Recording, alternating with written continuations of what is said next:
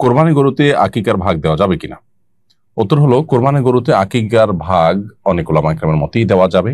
বিশেষ করে আমাদের দেশে ওলামা ইকরাম, ওলামায়ে আহনাফ দেওয়া যাবে সেই মত দিয়ে থাকেন। আরবের ওলামা ইকরাম, সৌদি আরবের ওলামা ইকরাম সহ হাম্বলি মাযহাবের ওলামা ইকরাম অনেকেই বলেন যে দেওয়া যাবে না। উভয় পক্ষের ওলামাদেরই যার যার মতের সপক্ষে যুক্তি এবং দলিল প্রমাণ রয়েছে। যারা মনে করেন দেওয়া যাবে, ওলামায়ে আহনাফ, তাদের যুক্তি এবং দলিল হলো যে কোরবানি এবং আকিকা একই টাইপের ইবাদত বিধায় একটা গরুতে 7 জন ব্যক্তির তরফ থেকে কোরবানি যেহেতু যথেষ্ট হবে, অতএব তার কোনো একটা ভাগ আকিকা হিসাবে যথেষ্ট হবে। ছেলে হলে যেহেতু 2টা ছাগল দিতে হয়, অতএব আকিকা গরুতে 2 ভাগ দিলে একটা ছেলের তরফ থেকে আকিকা হিসাবে যথেষ্ট হবে। মেয়ে হলে 1 ভাগ দিলে আকিকার তরফ থেকে যথেষ্ট হবে। একই গরুতে কেউ কোরবানি করতে চাইলে সেটাও করতে পারে। এটা হলো ওলামা আহনাফের মত। কারণ আকিকা এবং কোরবানি 2টা একই টাইপের ইবাদত।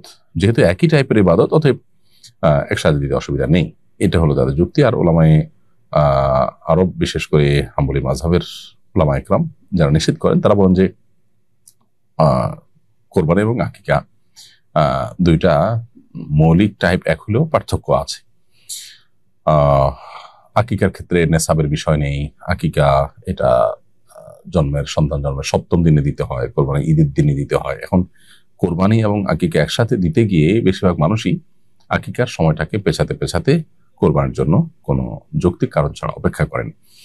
তো এক্ষেত্রে তারা 7ম বা 14তম বা 21তম দিনে আদায় করার যে মুস্তাহাব আমল আছে, সেটা থেকে তারা মাহরুম হন, বঞ্চিত হন।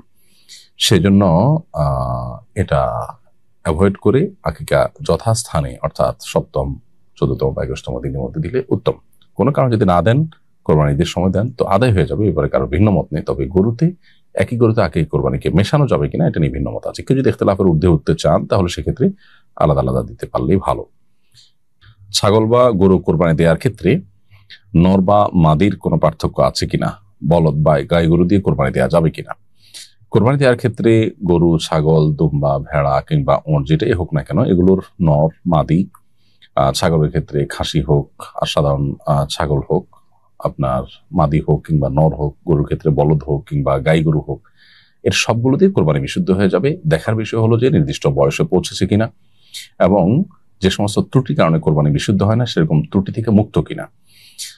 এই বিষয়গুলো যদি নিশ্চিত করা যায় যে ত্রুটি থেকে মুক্ত এবং নির্দিষ্ট বয়স হয়ে গেছে, তাহলে সেটা দিয়ে কোরবানি দেওয়া যাবে। হোক সেটা বলদ গরু কিংবা গাই গরু, হোক সেটা খাসি ছাগল কিংবা সাধারণ কোনো ছাগল, নর হোক কিংবা মাদি হোক, সব অবস্থায় কোরবানি দেওয়া যাবে।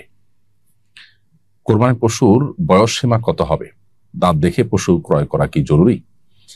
ওটের ক্ষেত্রে 5 বছর হওয়া জরুরি। ওট দিয়ে কোরবানি দেওয়া বিশুদ্ধ হবে যদি 5 বছর হয়। 5 বছর নিচে হলে জবাই করে গোশত খাওয়া যাবে, কিন্তু কোরবানির জন্য সেটা উপযুক্ত হবে না। গরু এবং মহিষের ক্ষেত্রে 2 বছর এবং ছাগলের ক্ষেত্রে 1 বছর হতে হবে। ভেড়া দুম্বার ক্ষেত্রেও তাই, অর্থাৎ 1 বছর বয়স হতে হবে।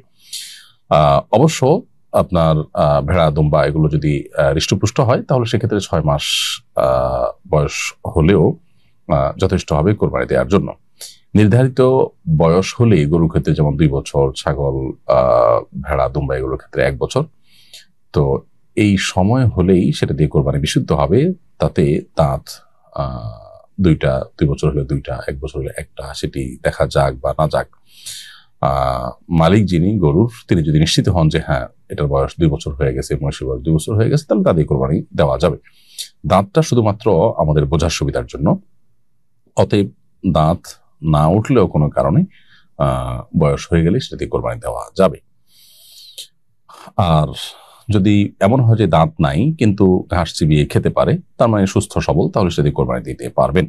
আর যদি ঘাস খেতে পারে না, দাঁত না থাকার কারণে এরকম অসুস্থ হয়, তাহলে সেক্ষেত্রে সেটা দিয়ে কোরবানি দেওয়া বিশুদ্ধ হবে না। অসুস্থ, অপুষ্ট বা অঙ্গহানি ঘটেছে এমন পশু দিয়ে কোরবানি করা যাবে কিনা? এর উত্তর হলো, পশু যদি এত বেশি অসুস্থ হয় এবং এত বেশি অপুষ্ট হয় যে জবাইয়ের জায়গা পর্যন্ত, যেখানে বাধা আছে সেখান থেকে জবাই করার জন্য যে জায়গা, সেই জায়গা পর্যন্ত হেঁটে যেতে পারে না, এত দুর্বল যদি হয়, তাহলে সেটা দিয়ে কোরবানি দিলে কোরবানি হবে না। এমনিতে জবাই করে গোশত খাওয়াতে যাবেই। আবার যে পশুর লেজ কিংবা কোনো অঙ্গ, যেমন 1 কানের অর্ধেক বা তার বেশি কাটা আছে, তাহলে সেক্ষেত্রে সেই পশু দিয়ে কোরবানি দেওয়া জায়েজ নয়। যে পশুর আপনার জন্মগতভাবে লেজ নেই, সে পশু দিয়েও কোরবানি দেওয়া জায়েজ নয়। অন্ধ পশু, যে পশু ঘাস কোনটা কোনটা ঘাস নয় এতটুকু ফরাক পার্থক্য করতে পারে না, এরকম যদি অন্ধ হয় তাহলে সেই পশু দিয়ে কোরবানি দেওয়া জায়েজ নয়। ঠিক একইভাবে যে পশু 3 পায়ে চলে, 1 পা মাটিতে রাখতেই পারে না বা ভর করতে পারে না, এমন পশু দিয়েও কোরবানি দেওয়া জায়েজ নয়। অর্থাৎ একেবারে সুস্পষ্ট অসুস্থ, অঙ্গহানি হয়েছে, সামান্য পরিমাণে বরং অর্ধেক বা তারও বেশি কোনো একটা অঙ্গহানি হয়েছে, এরকম বা একেবারে অপুষ্ট দুর্বল অন্ধ এরকম পশু দিয়ে কোরবানি দিলে কোরবানি বিশুদ্ধ হবে না, সেটার জবে করে গোশত খাওয়া যেতে পারে। শিংবিহীন অথবা শিং ভাঙা পশু দিয়ে কোরবানি করার বিধান কি?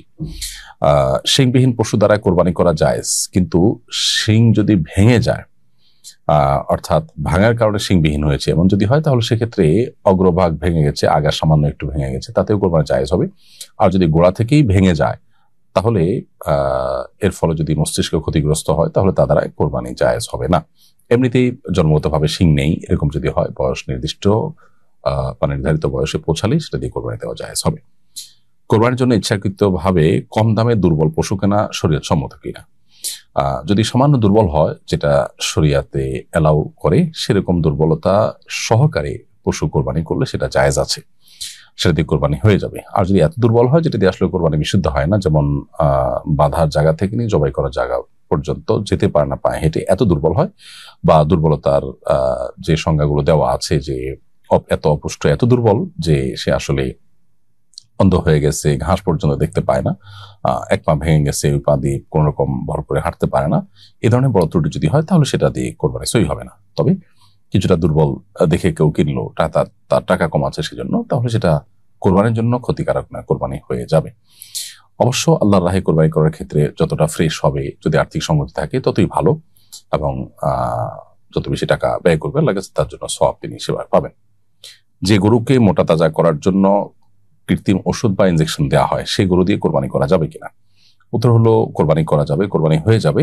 তবে মানব দেহের জন্য ক্ষতিকর বা পশুর জন্য কষ্টকর এরকম কোনো ওষুধ প্রয়োগ করে মুনাফা অর্জন করা এটা জায়েজ নয়। অতএব এই কাজগুলো যারা করবে তারা গুনাহগার হবেন এবং তাদের এর জন্য আল্লাহর কাছে জবাবদিহিতার মুখোমুখি হতে হবে। মানুষের স্বাস্থ্যের জন্য ক্ষতিকর কাজ করে তারা গুনাহগার হবেন, সেটি সম্পূর্ণ ভিন্ন বিষয়।